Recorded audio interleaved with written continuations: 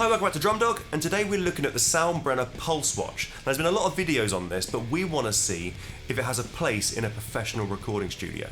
That's right, so today I'm going to be recording a track for a really good guitarist friend of mine, Jamie Witt, and I'm going to be doing some takes with a conventional metronome, but then putting on the Soundbrenner and doing some takes with just the Soundbrenner. Now, I've not used these much before, so I have no idea how this is going to be. It could be a complete train wreck, or it could feel really great, but either way, it's going to be a really interesting experiment. As well as that, we're going to be taking you guys through how to hook it up to your DAW and how to get it working in the studio.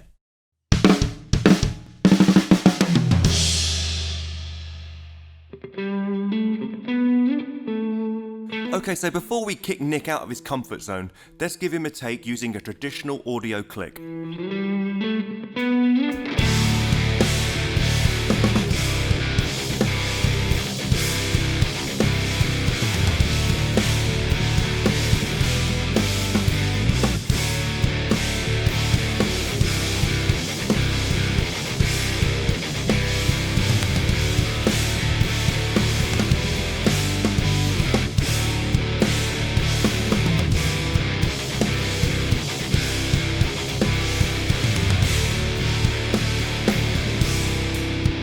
Okay, so we know we can do that. Now let's hook up the Soundbrenner Pulse to our DAW.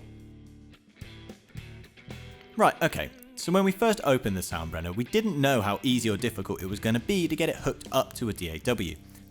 Thankfully, with the included leaflet, it guided us straight to a page on the Soundbrenner website that talks us through how to do it step by step. So first things first here, to get this to work, you are going to need some kind of smart device that is running Soundbrenner's app outside of your DAW. Now in this case, we've decided to use an iPad that already had the app installed on it. Now we're connecting that on a USB cable to our computer. Soundbrenner did mention that a wireless connectivity was possible, but wasn't that reliable yet.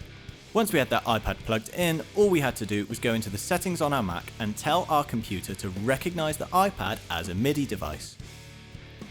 So once we had that iPad recognized as a MIDI device, all we had to do was tell our DAW, in our case we use Logic, to send a MIDI clock signal out to that device.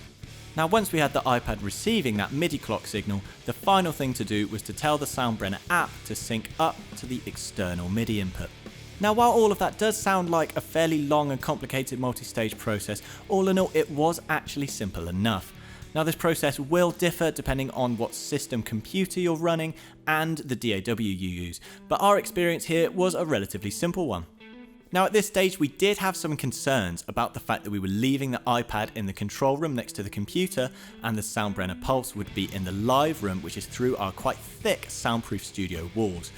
These concerns were completely unnecessary and we didn't have any connectivity issues the whole way through the session. Now we're all set up, let's go for a take using the Soundbrenner Pulse instead of our traditional audio click.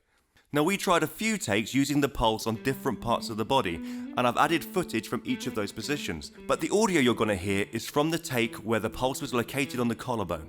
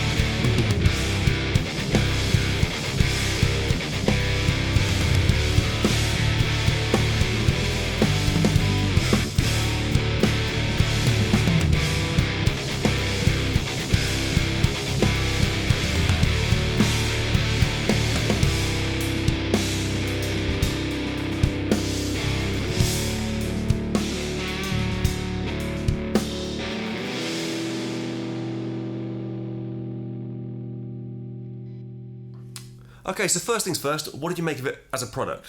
As a product, I'll be honest, I think it's really great. I mean, I've used the app for ages. I me think too. so have Yeah, you yeah, as yeah, well. yeah. Even not having a Pulse, it's my favourite Metronome app, so that was already kind of a bit of familiarity there. And I'll be honest, the first time I ever tried on a Pulse, I was a bit sceptical. I wasn't kind of sure if it had that much benefit. But the more I've played it, they are fun. They're fun. They're good bits of kit. It's not without its flaws.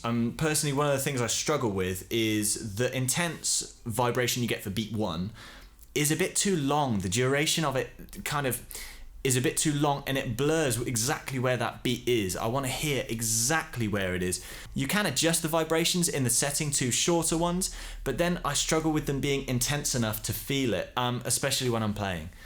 Yeah, I was the same when I first put it on. Then I thought about, is it just getting used to it? Like when I first ever played to a click track, it took a while for it just to sink in the background and kind of get used to it. So I took the Soundbrenner home and I played with it a lot, and it was frustrating. But when I stopped thinking about it and I just started playing the kit, I suddenly came out of the fill, back to the beat, and I was in time. When I kind of ignored the vibration, I kind of worked with it a bit. Right. And it is loads of fun.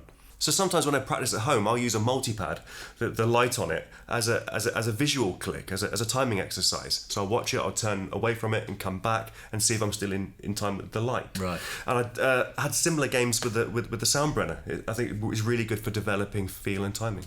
Yeah, and it is a fun metronome. I don't think I've ever described a metronome as something enjoyable before. I think it's got a lot of potential for teaching as well. Now, what about positioning? Because you tried a Kama Sutra's worth of positions on this thing, didn't you? So, where did the vibration feel more useful?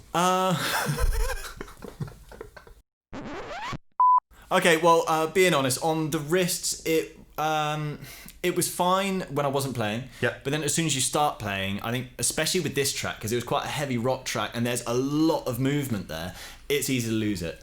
It was better on the right wrist than the left wrist, so that does actually, I was surprised that made a difference, but it did. Was it invasive to your playing? Day one drum lessons at school, I was told to take my watch off, and I haven't worn one since. No, I understand what you're saying, but it's quite a rubberized device, and because you have to have it quite tight, there's a little bit of stretch in the strap. Because you do it up quite tight, there's no rattle in it. No. So when you're playing, it's not like a metal watch strap that's rattling around and causing like little weight shifts. Because it's quite tight to your wrist. No, I didn't feel any big changes with actual playing. But yeah, for ease of actually feeling it, I think the body strap was probably more useful. To be honest, I want more time with it before I make a decision on what was my favourite, because I still didn't get to that point that I was like, okay, that was definitely the best one for me. I need more time with it. Okay, and here's the big one. This is what we're testing.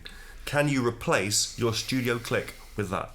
Now, I'm a huge lover of the click. I'll use it in as many things as I can, so this is a really big question for me.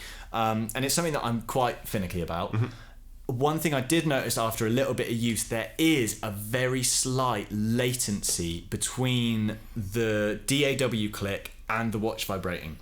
If you're practicing, obviously that's not an issue, but in the recording studio, even a very slight delay, and it is, at first I was like, is there a delay? Isn't there? And I kind of had to really zone in, and there is that tiny little delay, which in my opinion, really...